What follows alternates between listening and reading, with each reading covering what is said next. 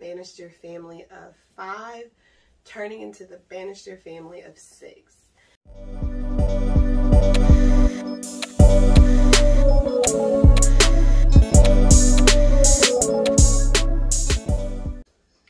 What's up, everybody?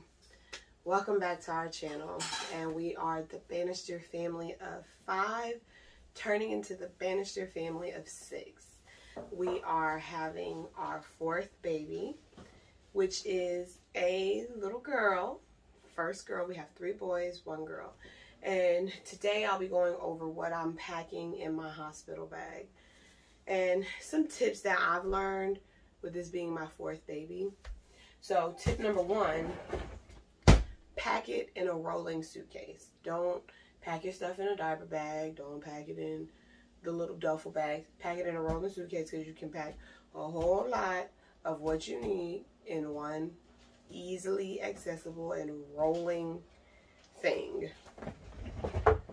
So we pack all our stuff in a suitcase. Now, let's get into the most important, which is going to be your documents. So any insurance documents, anything like that. In mine, I have 2 copies of it in here, one for us and then one for the nurses and doctors. So there is a copy of our birth plan. If anybody's interested in like a template of a birth plan, put it in the comments below and I'll make a template of a birth plan that you guys could use. I am a Jehovah's Witness, so I don't accept blood. So I have a copy of my advance directive in here, and then I also have a copy of any blood options or any healthcare options that I'm willing to accept. So you put that in here. The other thing that I will put in there that I've already pre-registered at the hospital, but if you haven't pre-registered at the hospital, I would say, you know, put in your insurance, a copy of your insurance, and all of that. I will be taking my wallet to the hospital, but because that's in my purse, I'm not putting it in my hospital bag.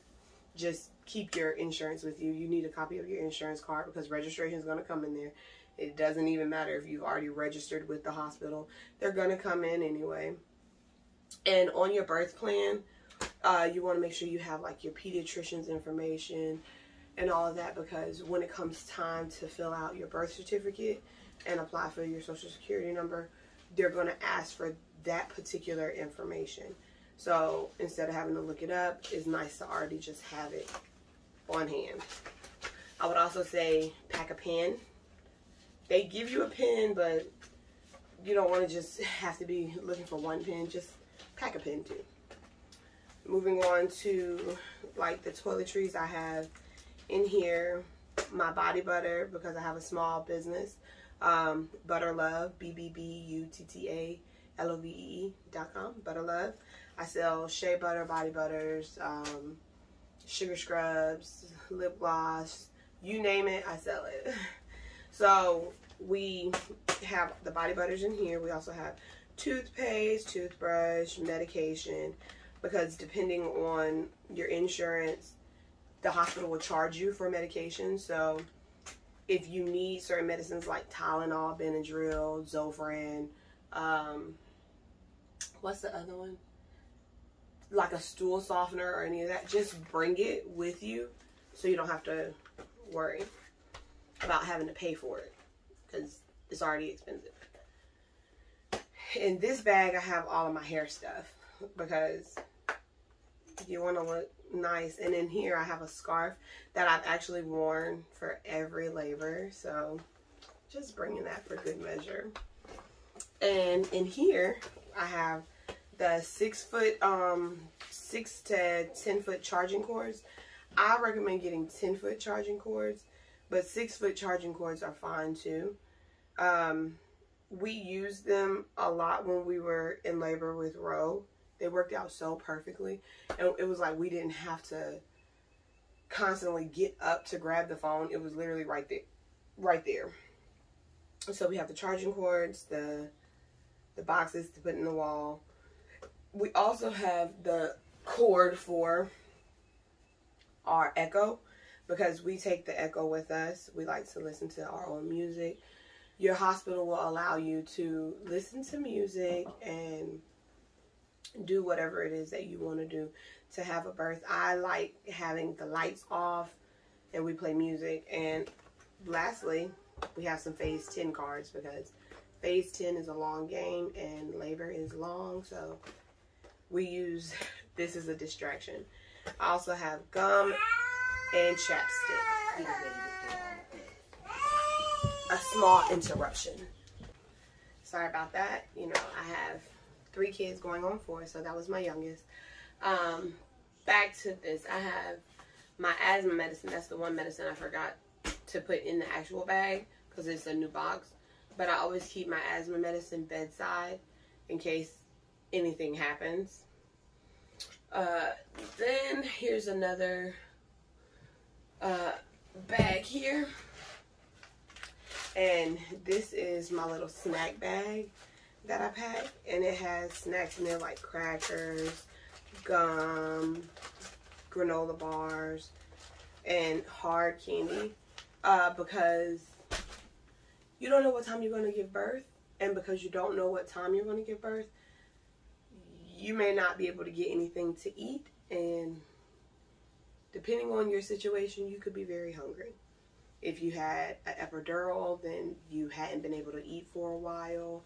If you are having a natural delivery, you could have been throwing up. Like with Ro, I threw up. The last had to have been like a few hours of the labor. So I didn't eat anything. But as soon as I had him, I was hungry. So, and I had him almost at midnight. So everything was closed. So it was nice to have snacks, because other than that, I would have just been sitting there hungry until 6 a.m. because that's what time you can place your order. I also have some body armors for myself. My husband is the juice man. He will work them nurses' nerves about juice. So I like body armor, so I have a few for myself. So now let's talk about what I have for the during labor process for myself to wear. I have a ton of fuzzy socks because I'm anemic, like severely anemic, and the hospital is cold. So fuzzy socks are my absolute best friend. I had a pair of Olaf fuzzy socks that I bled all over, and they ended up throwing my socks away. So my mom bought me this new pair for me specifically to wear during labor this time. And then I have my extras for the days after labor. I also have here my Lila labor wear gown, and I have a matching swaddle for baby. The Lila labor wear is, I can tag the company in the description box, but they make like hospital gowns and you're covered, like your butt isn't out. Like my labor with Ro, my whole butt was out the whole time. The whole time. With Reed, I had an epidural, so I was laying down the whole time. And with Ryu, I was at home until I was 9 centimeters. So, and then when I got to the hospital, I got an epidural, so I was laying down. But with Ro, because I had him naturally, my butt was out the whole time. Just out. So I got this gown so that my butt wasn't out anymore. And it's very easily accessible. Everything that you need in this gown. And the other thing is that it's stain resistant. So even if you bleed all over this thing, all you do is you put it in a bag, you take it home and wash it. Everything comes out and you can wear it around the house as like a muumuu, or as just a gown to wear around the house. A nightgown is nice. You can get your use out of it. So I have this, and then our spiritual daughter, she went ahead and she got me the things that I always get when I have a new baby, which is a new cup, a new robe, and new house shoes. So this is my cup for the hospital, which is a nice insulated cold cup, because I like cold drinks. Like ice cold. My drink has to be ice cold. And I chew ice too, so there's that. We got some house slippers. And a new robe. And this thing is so soft. But a new robe because, again, I get very cold. And when you labor naturally, what they do is they tell you on an hour, off an hour. And on an hour, off an hour means you're on the monitors for an hour and then you can be off the monitors for an hour. So the hour that you're off of the monitors, myself and my husband, we walk the whole hour trying to push labor. And then that 1 hour that we're on the monitors, I'm on the birth ball. Excuse me, I have really bad acid reflux. I just took the medicine. But I'm on the birth ball for the hour that we are on the monitor because you don't have to lay down when you're being monitored. You can be on a birth ball or you just have to be on the room on the monitor. So you don't have to be laying down per se, because laying down was the absolute worst for me when I was in labor. These are the things that I have for during labor. I also have a fan because this pregnancy, my temperature has been so wonky, like up and down, up and down. I don't know if I'm hot or if I'm cold. It just has been so weird. I brought the fan just in case I'm hot in the moments that I'm laying in the bed. I have my handy dandy fan. And moving on to the delivery. Now this is the aftercare. I also have clothes for my husband over here. He has just a pair of pajamas and a pair of clothes because he can go back and forth. At the hospital, they give you pretty much everything that you need. They give you diapers, wipes. So I don't pack any of that stuff. They give you everything that you'll need for the time that you're there. The only thing that I would say bring with you is some cute clothes, which I have a few clothes options here. Not a whole lot, but a few, because it's our first girl. So I have, this is the swaddle that matches my gown, and it comes with the little newborn adjustable hat. And then 1, 2, 3. This one is the long gown. So 2 actual outfits, 2 footed sleepers, and 1 of the gowns that's like the one at the hospital, except it's got flowers and stuff on it. It has the open bottom, because this is what they give you. They give you those open bottom gowns at the hospital for the baby. This is virtually the same thing, except it's prettier. So I have this for baby girl. That's all that I'm bringing for her. And I have a custom blanket for her with her name on it that a friend of ours made. This will go at the bottom of her bed, so when we announce her name and everything. And the blanket for her to go home with. Outside of that, that's all that I'm bringing for her. I don't see it necessary to bring anything else. I'm not even bringing a diaper bag. Everything will fit in this bag and my purse. That's it. Then we can come home and we'll have everything else that we need.